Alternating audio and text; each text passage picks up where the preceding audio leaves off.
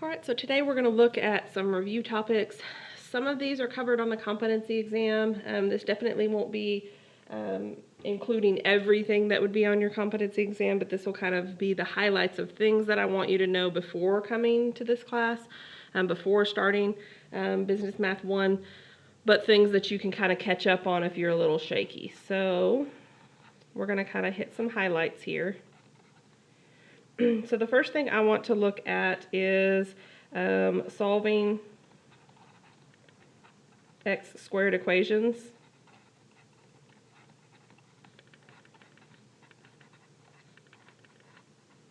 Of the form ax squared plus bx plus c equals 0.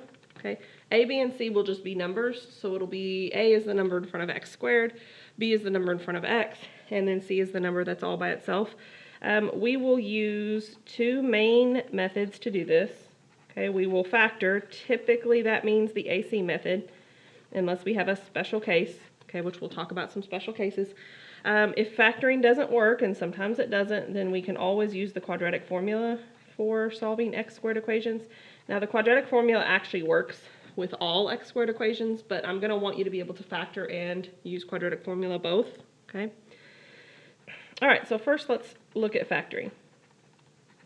So we teach in the freshman level classes at this university, we teach mainly AC method. If you have another method that another math teacher taught you, like the box method or anything like that, I'm just fine with you using that method. I just want you to have some structured form for knowing how to factor other than some sort of guess and check, which isn't always the most efficient way. All right, so the steps for AC method. First, you're going to multiply a times c. In other words, you're going to multiply that number in front of x squared times the number that is by itself, the constant. Okay, step number 2 is you're going to list all the factor pairs of a times c. Okay, here's kind of my reminder. Don't forget the negative numbers. So it can be easy sometimes to forget that there are usually two sets of numbers that multiply to give us any result. Okay, I'm going to put a star by this step. This is probably the most important step in the AC method. So the third step is you're going to choose the factor pair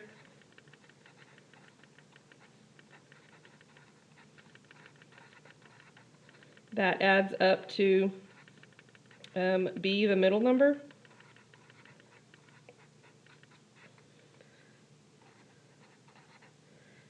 And you're going to replace the middle term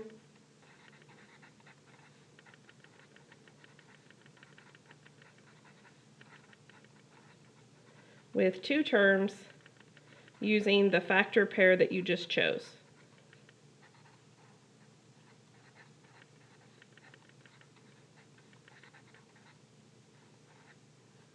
Okay, and then step number 4 is you're going to do what's called factoring by grouping.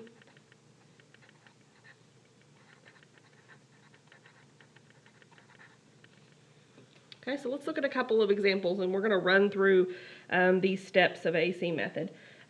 So let's say that I give you this x squared equation to factor, 12x squared minus 17x plus 6. Okay. All right, so according to our steps, okay, step 1 is going to be to multiply a times c. In this case, a is 12 and c is 6. And when we multiply them, we get 72. Okay, so step 1 is very brief. Step 2 is to list all the things that multiply to give us 72. In other words, list all the factor pairs of 72. I chose an a times c value that would be kind of larger here to show you that, you know, if you have a lot of different factors, it's best to list them in some sort of systematic order instead of just trying to just randomly brainstorm what times what gives us 72. Let's go in order. So we know 1 times 72 is 72. 2 goes into 72 36 times, and then I just go from there. I just literally keep counting up. 3 goes into 72 as well, 24 times. 4 goes into 72 18 times. 6 times 12 is 72. Notice 5 doesn't go into 72. 7 doesn't go into 72 either, but 8 does. Okay, so we know that we're actually finished with the distinct number pairs at this point, okay, because 8 times 9 is 72, and then the next one after that would be 9 times 8, which is a repeat, okay? But what I don't want you to do is forget that a negative number times a negative number would also be a positive result. So we actually have all of the negative versions of the pairs we just picked. Notice both in the set are going to be negative, since a negative times a negative is a positive. If you only made one of them negative, then it wouldn't be a positive 72, it would be a negative 72. It's supposed to be a multiplication dot there. Okay, so that's step 2. Step 2 can be a little tedious if you have a lot of factor pairs like we did there. Okay, so step 3 is, remember this is the most important, you're going to choose the factor pair that adds up to negative 17.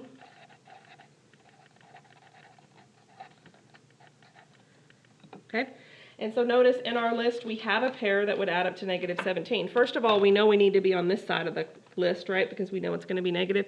And so it looks like this pair is going to work. Okay, so we're going to choose negative 8 and negative 9. Okay, and so here is my original x squared expression that I'm supposed to be factoring. Okay, and what I want to do is I want to replace this guy, this middle term, with 2 terms made up of the numbers that I just chose in my pair. So I'm going to get 12x squared, but then in the place of negative 17x, I'm going to put negative 8x minus 9x. So notice the only changes that I made are in red here.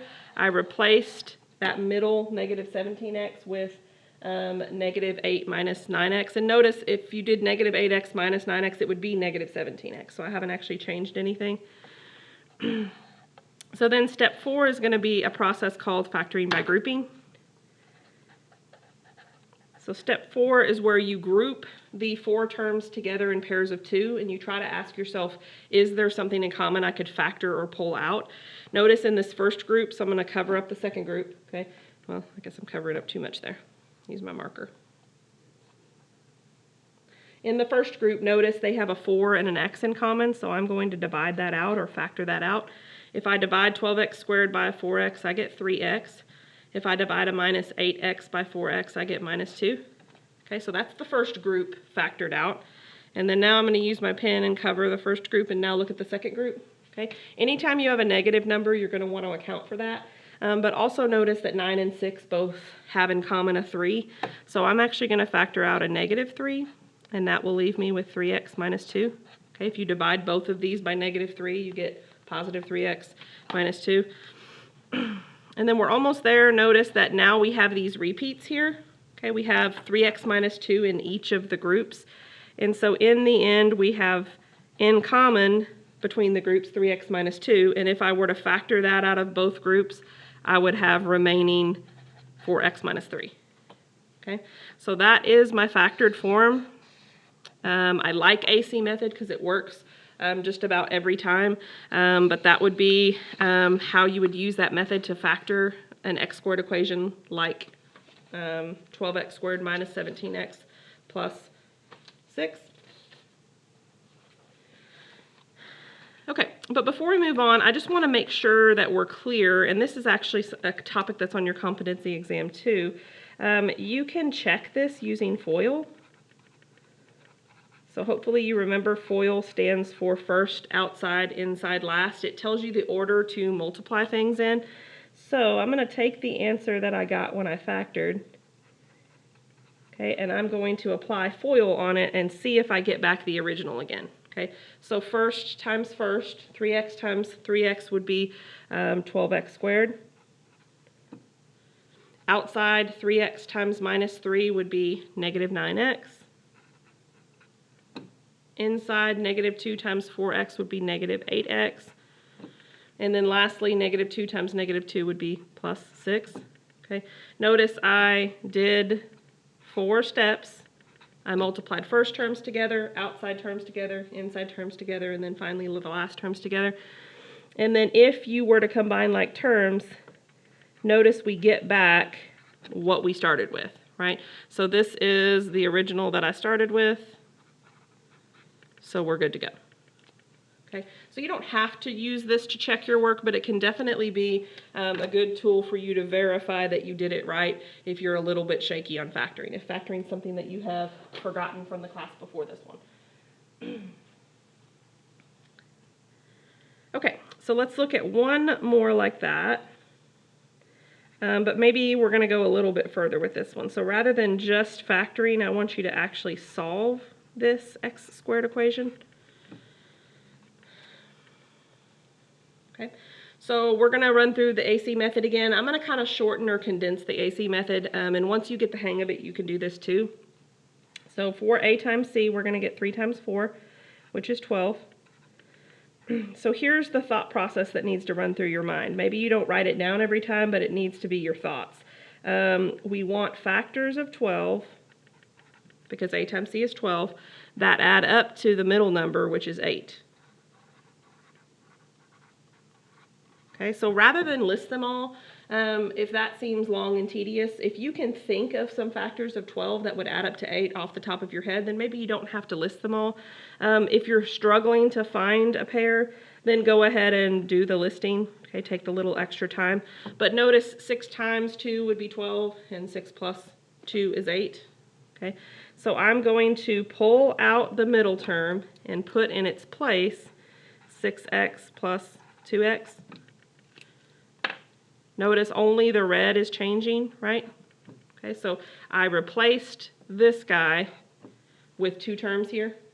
Okay, by the way, it doesn't matter whether you do 2x plus 6x or 6x plus 2x. The order wouldn't matter because 6 plus 2 is 8 and so is 2 plus 6.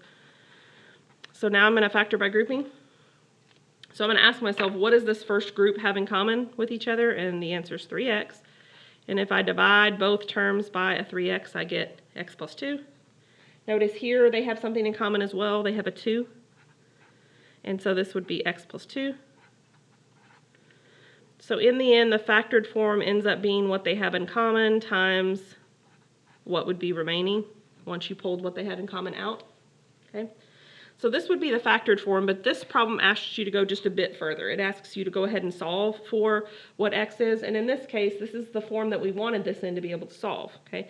If a result is 0, what that means is one of the two of these were 0, because 0 times anything is 0, or anything times 0 is 0. But the point is one of those things has to be 0.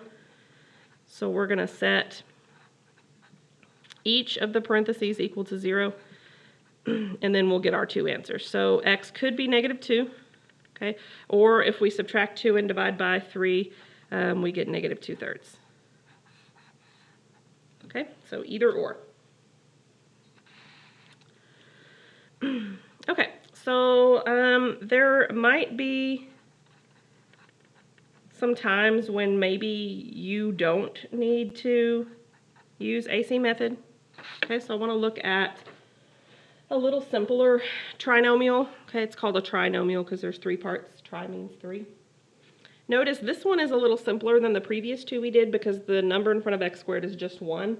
So when you go to do the AC method, a is not really going to change anything because when you multiply something times 1, it's just itself. Okay, so in these cases, you actually can skip if you like. Now you can still do AC method and it works great here, but I think you can skip some of the work and just ask yourself, what factors of -4 add up to -3? And we can only do this shortcut again because this number in front of x squared is 1. Okay, but notice -4 times +1 would multiply to give us -4, but at the same time, it would add to give us -3.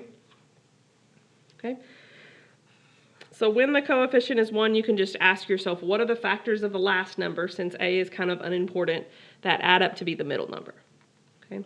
So again, you can go through full-blown AC method all the time, okay, but it's a little bit long and maybe you don't want to do that every time. Okay. All right, so speaking of shortcuts, there's also a type of x squared equation that I'm just going to want you to recognize on upon seeing it, okay? And it's called the difference of 2 squares, so let's break down what that means real quick. Difference means subtraction, and squares are literally things that are squared. Okay, so this is for factoring something like this, where you have a square subtracted by another square. Okay, so a squared minus b squared, so it's literally the difference of two things that are squared. When you have that, the format for the factorization is quite simple. It's square root of the first plus square root of the second times square root of the first minus square root of the second. So when you encounter things like that, you don't have to go through the full-blown AC method or any other factoring method. You just recognize that, hey, this is one of my special cases, and so I'm going to factor this quickly. Okay, so notice two things have to be true. It has to be a difference, and this one is, right? We're subtracting. And it has to be two things that are squared. Notice x is definitely squared because I said it was, right? X squared. But 64 is also something squared. It is 8 squared. Okay, so this would factor into square root of the first plus square root of the second, and then square root of the first minus square root of the second. Okay, and that's it. There's no work to show. Those are factoring questions I want you to be able to just quickly be able to produce. So let's look at one more like that, and then we're going to review something else real quick. Okay, so notice this is a difference. Okay, try not to get too worried about the fact that there are two variables here. Okay, it's a difference, and notice it's still a difference of two things that are squared, because 100 is 10 squared and 81 is 9 squared. Okay, and then the x's and the y's are both squared also. So remember, the process is just take square root of the first plus square root of the second, and then square root of the first minus square root of the second. So the square root of 100 is 10, so we have 10x. Square root of 81 is 9, so 10x plus 9y. Notice I kept the x and the y in their appropriate place, and then 10x minus 9y. Okay, that's all there is to that. So those are what I call special cases that I just want you to know how to do quickly when you see them. All right, so we're going to look at quadratic formula here in just a bit. But before we do, I want to take a little detour and work on making sure we know how to reduce roots, okay, square roots or cube roots, but more specifically, mostly in this class, we'll deal with square roots. Okay, so remember the square root of something is what times itself gives you that number for an answer. So what times itself gives us 25? The answer is 5, okay? But we also need to be okay when there are variables present. Okay, so we can also take the square root of this, we just treat them separately. So the square root of 64 is 8, and the square root of x squared would just be x. Think about what times itself would give you x squared, and the answer is x. But what about when maybe the root doesn't come out perfectly or nicely? Maybe it's not a perfect square.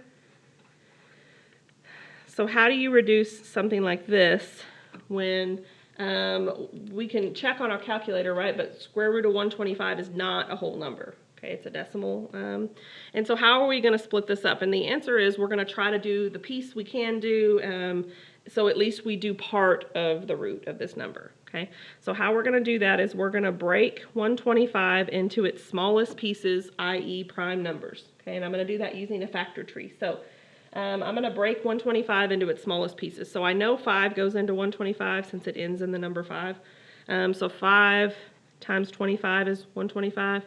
But then 25 can break into 5 times 5 also. Once you get down to the lowest level you can, or prime numbers, I like to circle those to kind of let myself know that that branch of the tree is done. Okay. And so this becomes the square root of 5 times 5 times 5 if I split that 125 into its smallest pieces. And then with square root, I'm looking for groups of 2. If this problem were a cube root problem, I would be looking for groups of 3, but it's not. It's a square root problem. So I want groups of 2. And anything that is part of a group gets to come out. Okay, and anything that is not part of a group stays in. So think of this like the square root of 25, because 5 times 5 is 25. Okay, so the square root of 25 is 5, or just think to yourself, hey, I have a group of 5s. And then notice this 5 is all by his lonesome, so he's going to stay under. Okay, so the reduced form of the square root of 125 would be 5 square root of 5. Okay. So on your competency exam, you might see a question that looks like this. And we might put in some variables. But the process for this is going to be much the same as it was for example 6. Okay, we're going to break down this whole problem into its smallest pieces, and we're going to see how many groups of 2 we have. Okay, so the first thing is, let's break down 18. So 18 is 2 times 9. Notice the 2 can't be broken down any further, but the 3 can. 3 times 3. So although it's going to seem tedious, I'm going to break down 18 into 2 times 3 times 3. And then I'm also going to pull apart, oh, by the way, this is a typo. That should have been an x. Okay, so I wanted x to the 4th and then times y to the 5th. Okay, so x to the 4th literally means we are multiplying x times itself 4 times. Y to the 5th means we are multiplying y times itself 5 times. Okay, and we're still looking for groups of 2. It's just we have a lot more to look at this time. So here we have a group of 2. We have 2 groups of 2 there. 2 more groups of 2 there. Okay, and the process is still the same. Anything that's part of a group comes out, and anything that is not part of a group stays in. So notice we have 1 group of 3's coming out. We have 2 groups of x's coming out, and we'll write that as x squared. We have 2 groups of y's coming out. We'll write that as y squared. And then we always include what didn't get grouped up, which was 2y. Okay. So you don't have to do this problem in this way, but my strong suggestion is that you do it in some sort of way where you feel comfortable enough to decide what comes out versus what stays in. Okay. All right. So let's look at maybe a cube root problem, just because I want to show you how very, very similar a cube root problem is. Okay, so let's say I wanted you to reduce the cube root of 162, x cubed, y to the 5th. So the first thing we're going to do is break up, I don't know why I switched colors there, break up 162 into its smallest pieces. So anything that's even, 2 will always go into it. So 2 goes into 162 81 times. And now that we have 81, that's a comfortable number for me. So I'm going to keep going until I've broken everything down into its smallest or prime pieces. Okay, so remember, this is a little different because it's cube root. So it's going to be 2 times 3 4 times, and then 3 x's, and then 5 y's. Almost didn't fit that there. Okay, so notice up to now, the cube root process has been just the same. Okay, the only difference is here I am looking for groups of 3 this time. Okay, I'm looking for groups of 3 because it's a cube root problem. Okay, so notice I have a group of 3 here, I have 1 group of 3 here, and I have 1 group of 3 there. Okay, so the answer will be anything that I have grouped comes out. So a 3, an x, and a y comes out.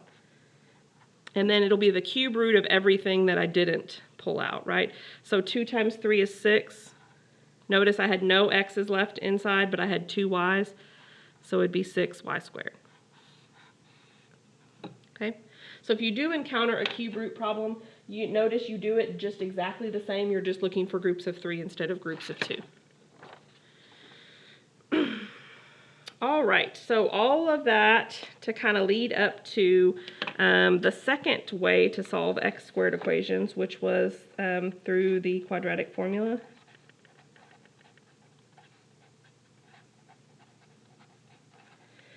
And so quadratic formula is used with x squared equations, but when I like to use it specifically is when factoring is unsuccessful.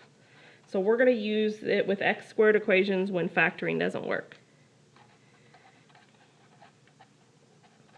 And on your competency exam, there will be at least 1 factoring question, and there will be at least 1 quadratic formula question. So you're going to need to know how to do both methods.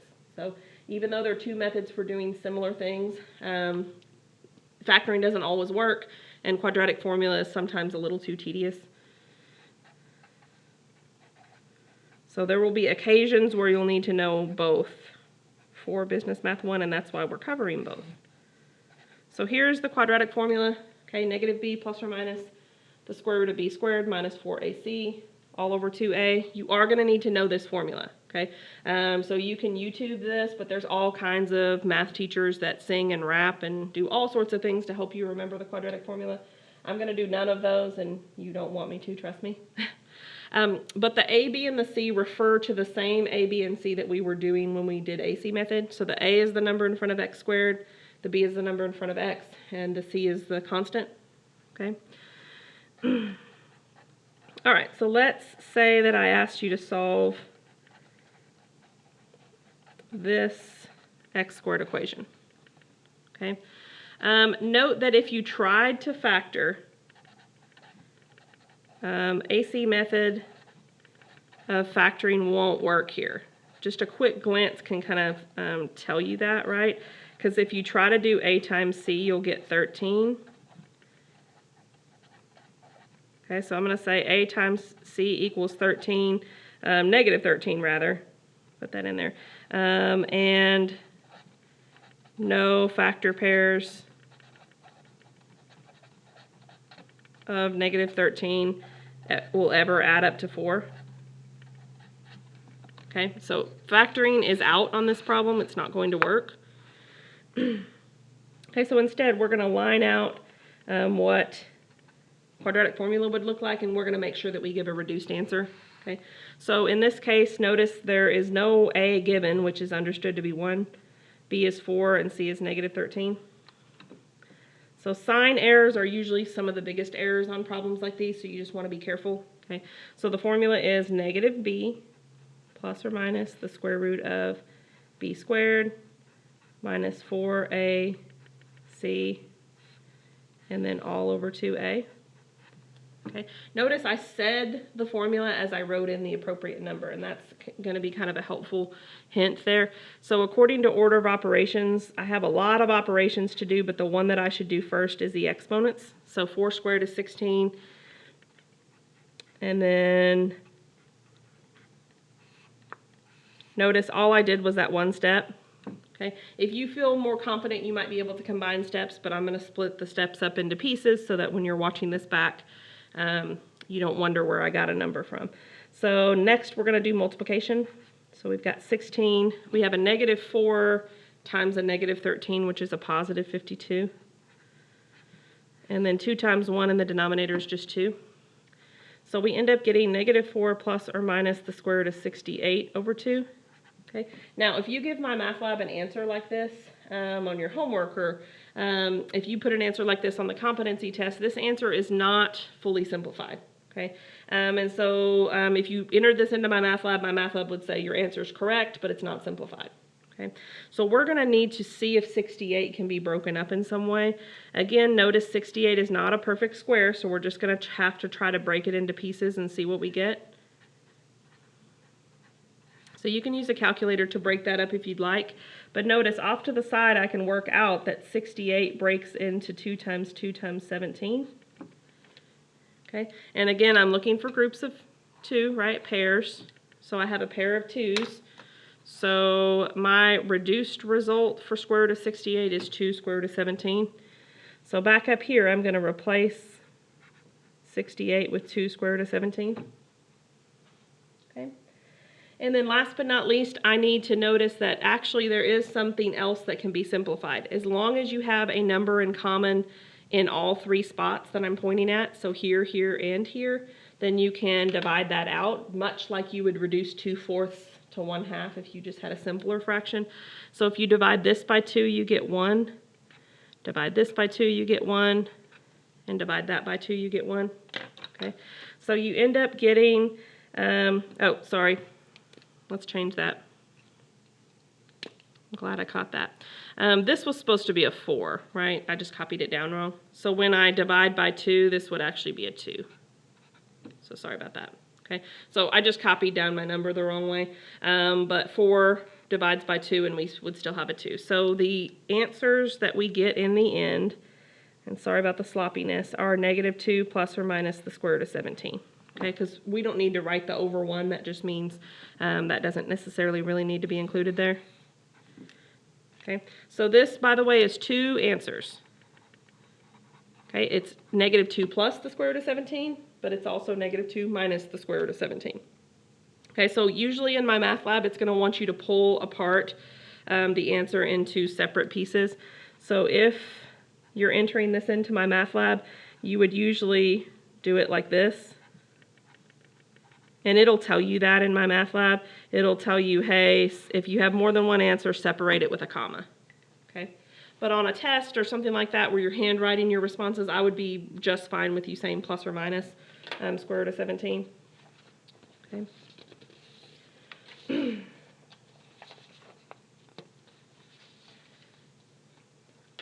Okay, so to kind of hasten these along a little bit, I want to just reduce a whole bunch of different things that you might get when you do quadratic formula. So let's say you do quadratic formula and you get this as a result. I want to make sure we're on the same page with how to reduce things like this. So let's say you do the whole quadratic formula process, and you get this as your answer. Well, then you would ask yourself, well, hey, I know the square root of 100, it's 10, so you get 6 plus or minus 10 over 4. Okay, but there's a nicer way to write this. This, again, represents two answers. Okay, it is 6 plus 10 over the 4. I'm going to skip a little space, but it's also 6 minus 10 over the 4. Okay, so 6 plus 10 over 4 gives you 16 over 4, or 4. Okay, 6 minus 10 over 4 gives you negative 4 over 4, or negative 1. Can't write today. That should be a negative sign. Okay, so make sure you're giving answers that are fully simplified. Okay, so again, let's say you're doing quadratic formula and you get this.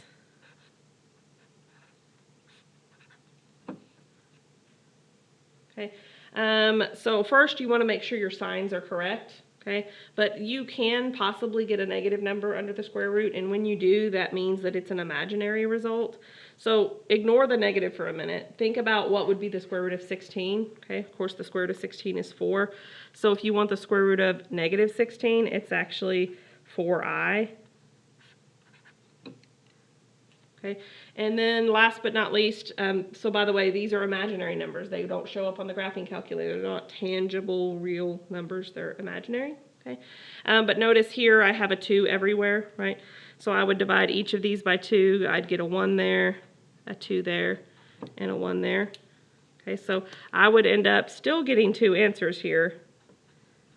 They just may not be the answers I would prefer. Okay, they are not real numbers. They are imaginary.